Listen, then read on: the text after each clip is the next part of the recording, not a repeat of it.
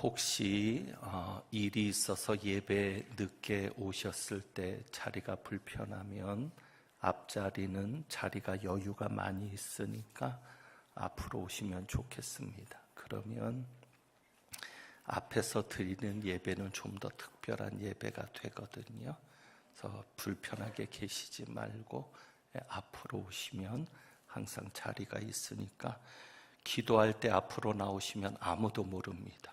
그러니까 앞으로 나와서 편안한 가운데 하나님에게 집중해서 예배를 드리실 수 있으면 좋겠습니다. 요즘 사는 것이 힘들어서 그런지 눈물이 참 메말랐습니다. 그렇습니다. 눈물이 참 메말랐는데 여러분은 어떤 말을 들을 때 눈물이 나십니까? 여러분의 눈에 눈물을 글썽이게 하는 말은 어떤 말입니까? 요즘 저는 그 말을 들으니까 눈물이 납니다. 저를 눈물 짓게 하는 말이 있습니다. 이 말입니다. 행복하자.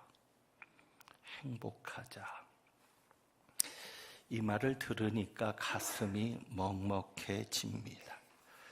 자, 우리 오늘 옆에 있는 분들에게 한번 이렇게 인사할까요? 행복하게 삽시다. 한번 인사합니다. 행복하게 삽시다. 또 옆에 있는 다른 분들에게 또 인사합니다. 행복하게 삽시다. 한번 인사합니다. 행복하게 삽시다.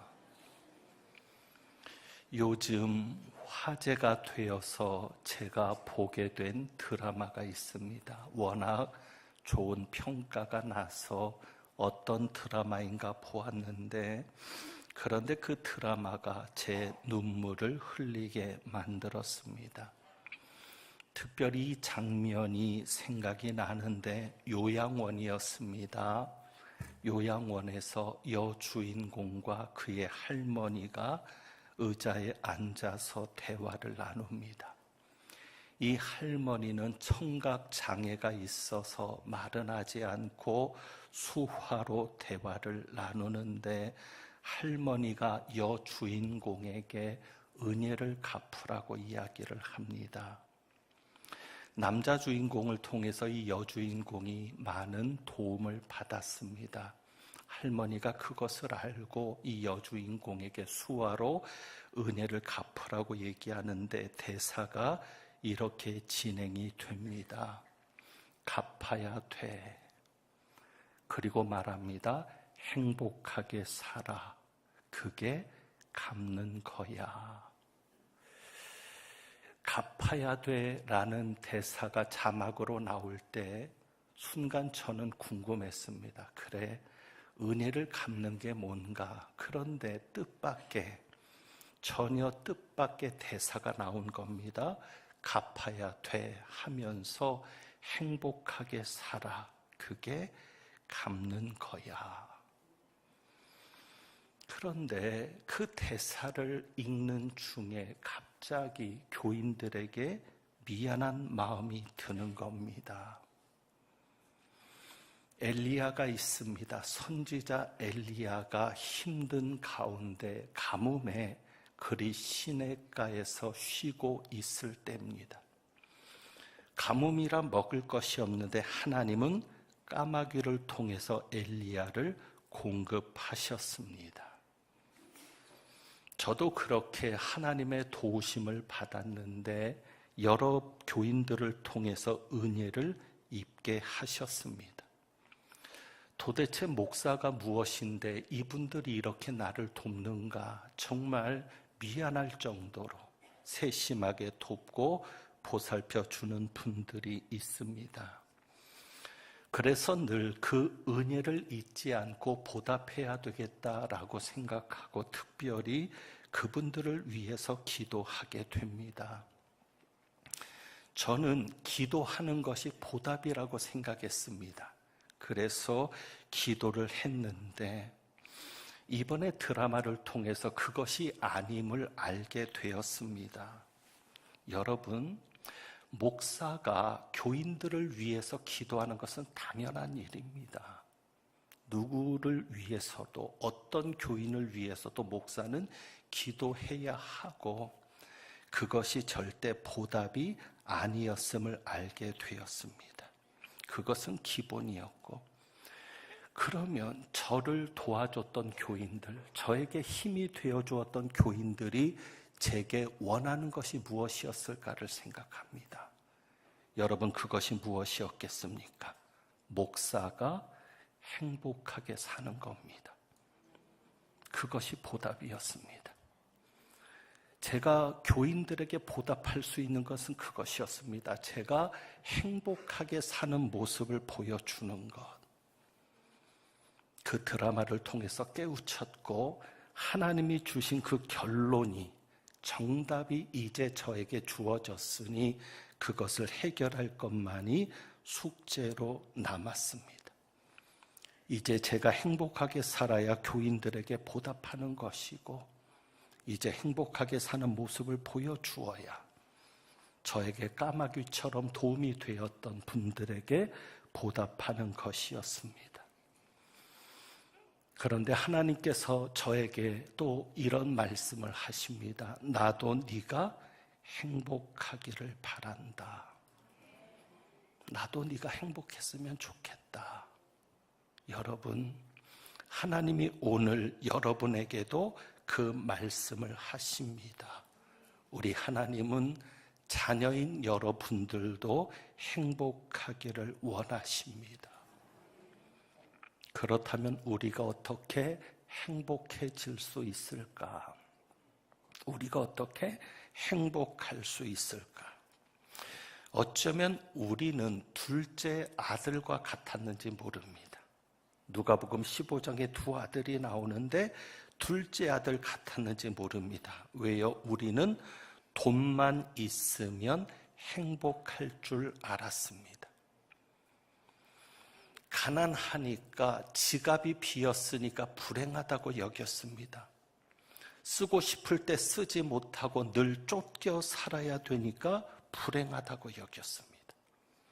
그래서 내가 내 마음대로 쓸 수 있는 돈만 있다면 나는 행복할 것이라 생각했습니다. 둘째 아들이 그랬습니다. 그래서 아버지에게 유산을 요구했고, 자기 몫의 유산을 받아서 그것을 재산으로 만들어서 먼 나라로 갔습니다. 돈만 있으면 행복할 줄 알았던 우리의 모습입니다. 그런데 이제 그 아들이 깨닫습니다. 무엇을 깨닫죠? 돈이 있어서 행복한 것이 아니었다는 겁니다. 자기가 지금까지 행복할 수 있는 것은 돈 때문이 아니라 누구 때문에?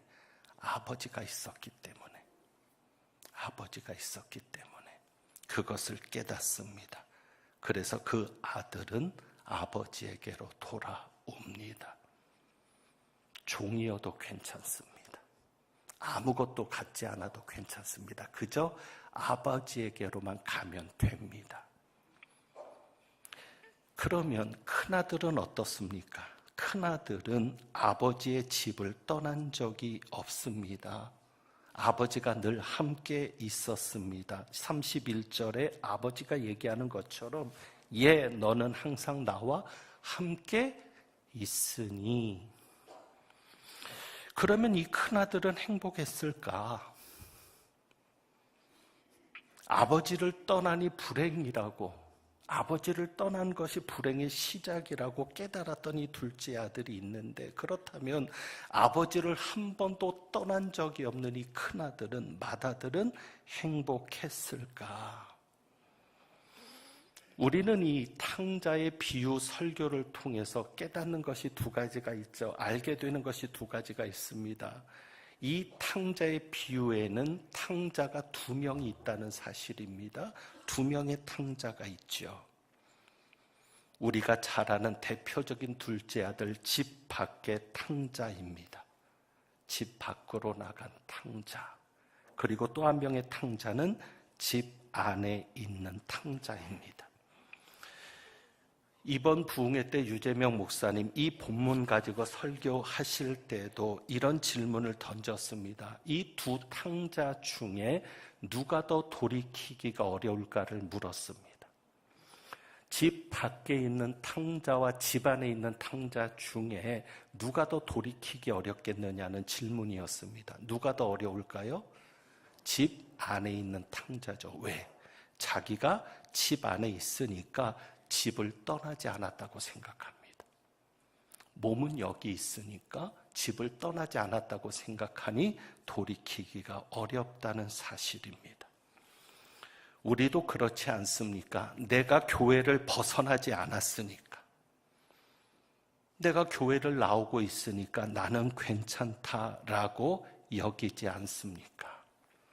그런데 한번 물어봅니다. 과연 나는 교회 안에서 행복합니까? 여러분 교회 안에 계실 때 행복합니까? 이 첫째 아들이 집 안에 있고 아버지와 함께 있었는데 행복했는가? 그렇다면 여러분은 교회 안에 있으니까 행복하십니까? 그렇습니다. 큰아들은 아버지를 떠난 적이 없습니다. 동생이 돌아오던 그날도 이 큰아들은 집을 떠나지 않은 것뿐만 아니라 얼마나 열심히 일했는지 모릅니다. 25절에 보면 동생이 돌아오던 그날 이 맏아들은 어디에 있었습니까? 밭에 있었습니다. 동생이 돌아오던 그날도 이 맏아들은 밭에서 일하고 있었습니다. 이런 아들이 있습니까? 29절에 보면 이 큰아들이 아버지에게, 맏아들이 아버지에게 이런 얘기를 하죠. 내가 여러 해 아버지를 섬겨 명을 어김이 없거늘. 당당하게 얘기합니다. 아버지도 알지 않습니까? 내가 여러 해 아버지를 섬겼는데 명을 어긴 일이 있다 없다? 없다. 한 번도 이 큰아들은 아버지의 명령을 어긴 적이 없습니다. 저와 여러분이 하나님 앞에 순종하는 게 얼마나 어렵습니까? 그런데 이 아들은 아버지 명령을 어긴 적이 없대요. 정말 이런 아들이 있을까요? 지난 주일 어버이 주일을 보냈는데 이런 착한 아들이 없습니다.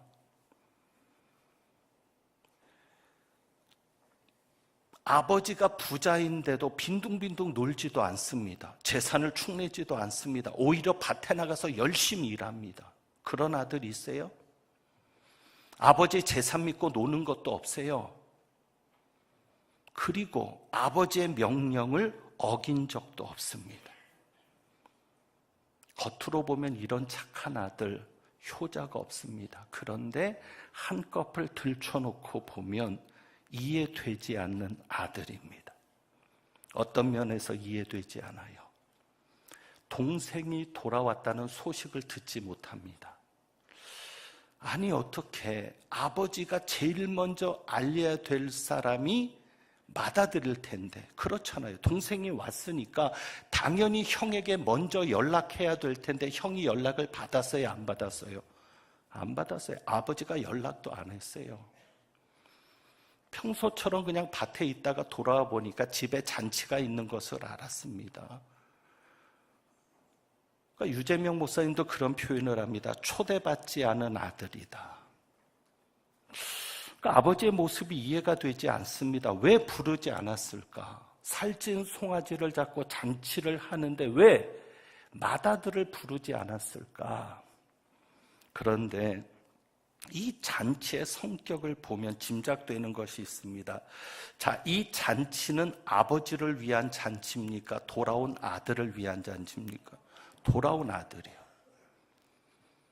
왜냐하면 이 아들이 어렵게 돌아왔는데, 아버지에게 돌아왔는데 손가락질 받게 하고 싶지 않은 거예요. 아버지 마음은요. 종들이 얼마나 손가락질 하겠어요? 전 아들도 아니야. 이스라엘 사회에서는요, 아버지가 돌아가시기 전에 유산을 요구하면 그건 아버지 보고 빨리 죽으란 얘기입니다. 그런 폐륜화가 어디 있습니까? 단순히 유산을 먼저 요구한 게 아니에요. 이스라엘의 문화에서는 아버지 보고 죽으란 얘기예요. 그런 아들이었어요. 그리고 재산을 다 방탕하고 낭비하고 그리고 돌아온 아들입니다. 그런데 아버지는 그 아들을 위해서 잔치를 베풀면서 가락지를 끼워주고 발에 신을 신깁니다. 권위를. 그의 지위를 회복시켜 준 겁니다. 그러면서 종들 앞에서 혹은 이웃들 앞에서 내가 아들을 다시 찾았다. 이 아이는 내 아들이다. 비웃지 말아라. 뒤에서 뭐라고 하지 말아라. 내가 기뻐한다. 내가 좋아한다. 결국 둘째 아들을 위한 잔치인 겁니다. 그런데 이런 생각을 해보죠. 만약에 아버지가 큰아들에게 의논했다면 잔치가 벌어졌을까요? 그러니까 교회가 회의를 한다고 해서 하나님의 뜻으로 가는 것도 아닐 수 있습니다. 만약에 큰아들을 불러놓고 회의를 했다면 결론은 잔치하지 말자는 것일 수도 있습니다. 그러니까 이런 표현을 할 수 있어요. 큰아들이라면 속된 표현이라 죄송합니다. 깽판 치지 않았을까? 아버지의 마음도 모르고. 지금 이 큰아들의 모습을 보면 그렇잖아요. 깽판 칠 수 있을 것 같아요. 그러니 아버지가 큰아들에게는 의논하지 않았을 겁니다. 왜? 큰아들이 있었다면 잔치가 벌어지지 못했으니까. 집을 벗어나 본 적은 없지만 그 순간에도 열심히 일을 했지만 결정적으로 아버지가 기뻐할 때, 아버지의 뜻이 있을 때 깽판 치는 아들일 수도 있습니다. 저와 여러분이 혹시 그런 아들은 아닙니까? 하나님이 뭔가를 하고자 하는데 깽판 치는 아들은 아니겠습니까? 이해되지 않는 모습은 또 이렇습니다. 집에서 풍악 소리가 나는데 들어가 보지 않습니다. 거기에 보면 26절입니다. 들어가 보지 않고 누구를 부르죠? 종을 부릅니다. 또 이해가 안 되죠. 왜 들어가지 않았을까? 여러분 같으면 집에서 잔치 소리가 나면 안 들어가 보겠어요? 그리고 종에게 물어볼 것이 아니라 누구에게 가서 물어봐야 돼요? 아버지에게 가서 물어봐야죠. 왜? 아들인데. 아버지에게 가서 종을 부를 게 아니라 아버지에게 가서 아버지 무슨 일이 있습니까? 도대체 이게 무슨 일입니까? 물어야 되는데 집에 들어가지도 않습니다. 종을 불러서 묻습니다. 그리고 27절에 보면 종이 무슨 일인가 물었을 때 대답하는데 이렇게 얘기합니다. 당신의 동생이 돌아왔음에 당신의 아버지가 건강한 그를 다시 맞아들이게 됨으로 인하여 살진 송아지를 잡았나이다. 정확하게 이 종은 주인의 뜻을 알고 있습니다.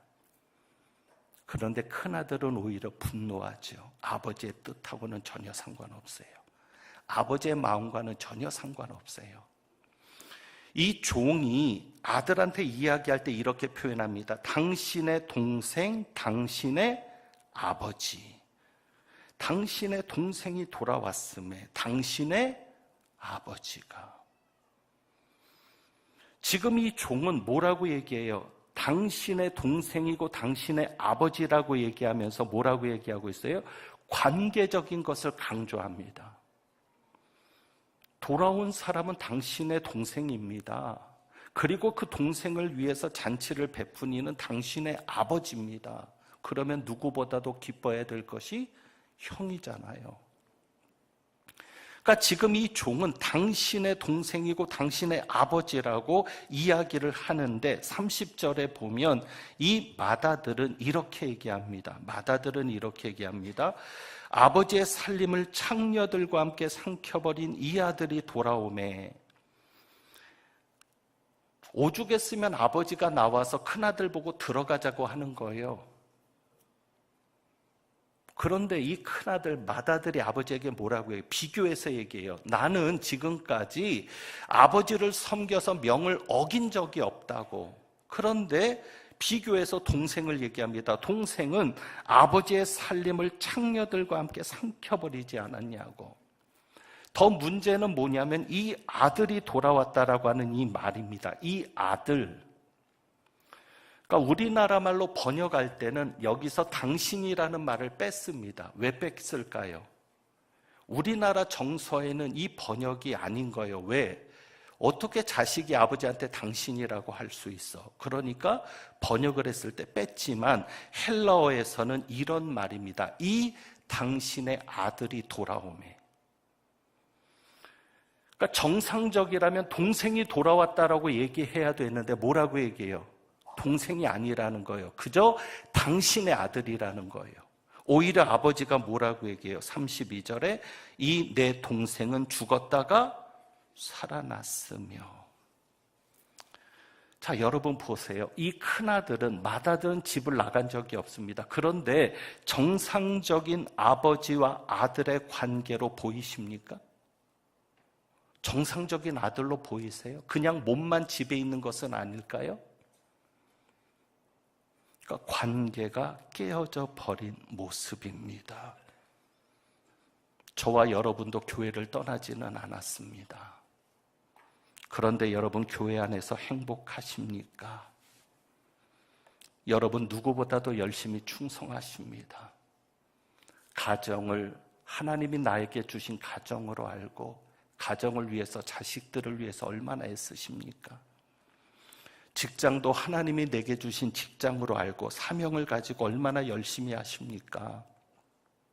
사업도 내 사업이 아닌 하나님의 사업이라고 믿으면서 얼마나 여러분이 수고하십니까? 교회 일도 그렇습니다. 오늘도 스승의 주일입니다. 교회학교 선생님들에게 너무 감사하죠. 빛도 없이 이름도 없이 드러나지 않는 곳에서 그 외에도 드러나지 않고 수고하는 많은 이들이 있습니다. 그래서 교회가 유지가 됩니다. 그런데 과연 행복하십니까? 여러분이 교회 안에서 그 일을 하면서 행복하십니까? 이 큰아들이 잘못 생각하는 것이 있습니다. 그것이 무엇입니까? 아버지께서 원하는 게 무엇인지를 알아야 되는데, 자, 제가 이런 질문을 던져보면 여러분이 좀 깨달음이 오실지 모르겠습니다.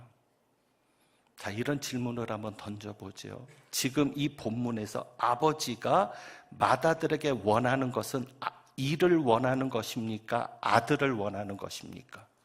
아들. 깨우쳐지세요? 하나님은 여러분에게 일하라고 하지 않습니다. 아들이 되라고 말씀합니다. 그런데 우리는 교회 안에서 교회를 다니면서 하나님과 함께 한다고 하면서 일하는 데만 집중해요. 관심이 아버지에게 있지 않아요. 자, 이 큰아들이 지금 이렇게 얘기하죠. 내가 여러의 아버지를 섬겨 명을 어긴 일이 없다고. 여기서 큰아들에게서 우리가 두 가지를 좀 생각하면서 문제를 짚어봅니다. 하나는 지금 이 큰아들이 어디에서 돌아왔어요? 밭에서 왔어요. 이것을 큰아들은 자랑스럽게 얘기할지 모릅니다. 왜? 둘째 아들은 재산을 낭비했지만 나는 지금도 이렇게 밭에서 일하고 왔다라고 아버지도 알 거예요. 자, 그런데 한번 뒤집어서 생각해 보면 큰아들이 밭에서 일할 필요가 있어요, 없어요? 없어요. 왜? 아들이니까. 그 아버지 집에 품꾼이 많습니까? 적습니까? 많습니다. 둘째 아들은 그걸 알아요. 거기 보면 17절에 둘째가 돌아오려고 마음을 먹었을 때 이렇게 얘기하죠. 스스로 돌이키는 겁니다. 내 아버지에게는 양식이 풍족한 품꾼이 얼마나 많은가. 나는 여기서 줄여 죽는구나. 적어도 이 아들은 알고 있어요. 왜? 나는 품꾼이 아니라 무엇이다? 아들이다. 양식이 풍족해도 그들은 품꾼입니다. 그런데 난 아들이거든요. 그러니까 돌아올 용기가 있는 거죠. 그러니까 이 아버지의 집에는 품꾼이 많습니다. 그러니 굳이 아들은 일을 안 해도 돼요. 품꾼을 불러서 밭에 가서 일하고 오라라고 시키기만 해도 돼요. 우리 일하는 이들이 착각하지 말아야 될 것이 뭐냐면 여러분 아니면 교회가 안 된다고 생각하지 마세요. 우리 하나님 앞에는 품꾼이 많습니다. 힘들면 하지 마세요. 억지로 그 일을 끌고 가지 마세요. 여러분이 안 해도 할 사람 많아요. 오히려 그 일을 하면서 불행해지고, 그 일을 하면서 힘들고, 그 일을 하면서 불평이 나오고, 그 일을 하면서 둘째 동생을 밀어내고, 일한다고 하는 이들이 얼마나 배쳐가는 줄 아십니까? 일하면서 상처 주고 모욕 주고, 그래서 실족하는 사람들이 얼마나 많은 줄 아십니까? 아버지가 원하는 게 뭔데요? 하나님이 원하는 게 뭔데요? 지금 큰아들은 지금 잘못 생각하는 거예요. 아버지가 원하는 것은 일이 아니라 나는 너를 원해. 그러니까 여러분이 하나님 앞에 행복할 수 없거든 잠시 그 일을 내려놓고 누구를 집중합니까? 아버지에게 집중하세요. 그리고 두 번째로 큰아들이 잘못 생각하는 게 뭐예요? 아버지에게 당당하게 얘기합니다. 아버지, 내가 아버지를 섬겨서 명을 어김이 없는데 내게는 염소 새끼라도 주어 나와 내 벗으로 즐기게 하신 일이 없습니다. 근데 아버지는 지금 뭐라고 얘기해요? 내 것이다? 네 것이다. 그러면 이 아들은 아버지에게 달라고 하기 전에 하인들을 시켜서 염소 새끼 잡으면 돼요, 안 돼요? 돼요. 아버지에게 당당히 요구해도 돼요. 아버지, 친구들 왔는데 맛있는 음식 좀 해주세요. 아들이니까. 여러분 중에 자식이 와서 부모에게 뭔가를 요구할 때 필요한 게 있을 거 아니에요? 자식을 키우다 보면.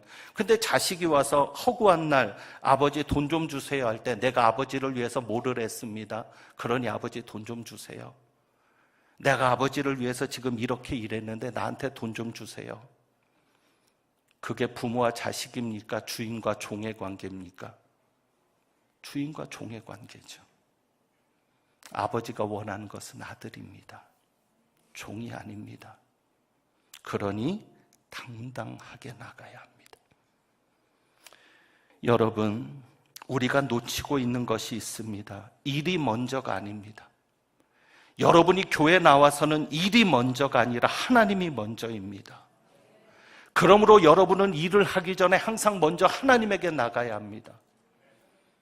교회 안에서 가장 잘못된 게 뭔 줄 아세요? 교회에서 봉사한다고 예배 안 드리는 사람입니다. 일이 먼저가 아니라니까요. 하나님이 먼저죠. 일은 못해도 좋아요. 오히려 예배와 일이 있다면 예배를 드리세요. 그게 아버지와의 관계를 회복하는 일이고 아버지가 원하는 것이 내가 원하는 것이 되는 일입니다. 그러므로 여러분이 하나님의 일을 하는 이라면 또 여러분이 하나님의 자녀라면 여러분은 기도해야 합니다. 일하는 이들에게 가장 중요한 것이 그래서 기도입니다. 기도하지 않고는 자녀를 양육하지 마세요. 기도하지 않고는 직장 생활하지 마세요. 기도로 시작하지 않고는 사업을 진행시키지 마세요. 왜? 일이 먼저가 아니라 하나님이 먼저입니다. 여러분이 기도로 하나님께 나아갈 때, 하나님과 가까이 할 때, 오히려 아버지가 큰아들에게 원하는 것은 그것이 아니었을까요? 아버지가 있을 때 옆에 와서 같이 있어주고 아버지랑 함께 대화해주고 그러면서 아버지의 마음도 알아주고 그렇게 되었을 때는 아버지가 기뻐하면 자기도 기뻐할 수 있게 되지 않았겠습니까? 오늘 하나님이 여러분에게 원하시는 것이 이겁니다. 우리는 거리에 두 가지 거리가 있다고 얘기하죠. 물리적인 거리와 심리적인 거리입니다. 여러분은 지금 예배 시간에 가깝게 앉아 있으니까 물리적인 거리는 가까울 수 있지만 심리적인 거리는 내가 잘 모르는 사람이면 멀 수 있습니다. 하나님과 여러분의 거리는 어떻습니까? 교회 안에 있다고 하나님과 가까운 것이 아닙니다. 하나님과의 심리적인 거리를 줄일 수 있기를 바랍니다. 그리고 아울러서 내일이 부부의 날입니다. 부부간에도 물리적인 거리가 가깝다고 전부가 아닙니다. 한 집안에서 산다고 부부가 아니라 심리적으로도 가까워야 합니다. 늘 여러분이 하나님과의 거리를 좁혀가면서 기도를 통해서 하나님과 가까워질 수 있는 은혜가 있기를 축원합니다. 찬송 드리겠습니다. 365장입니다. 365장 찬송합니다.